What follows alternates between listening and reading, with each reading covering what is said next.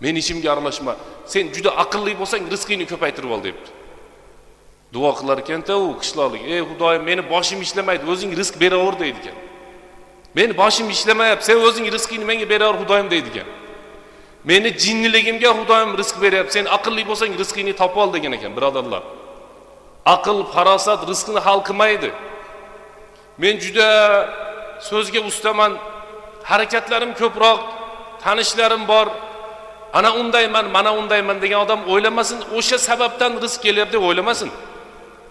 Rizqni Alloh beryapti. Salomatchilik rizq.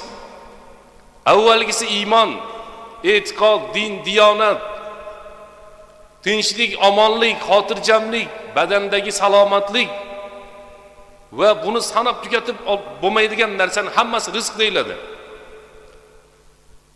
Bizda usta yaxshiroq ish qilsa, men shuni quritoy ustaman deb olyapti. Ertaga beli og'rib qolsa, quritoy doktor istab yuribdi keyin. Salomatchilik rizq emasmi? Rossiyaga borsa, men o'ruschani yaxshi gapiraman deb, ona o'ruscha bilmaydiganlar ham pul topib kelyapti. Iymon, e'tiqod, birodarlar, shunday bo'lsinki, Alloh subhanahu va taolo huvar razzaq zul quvvatil matin.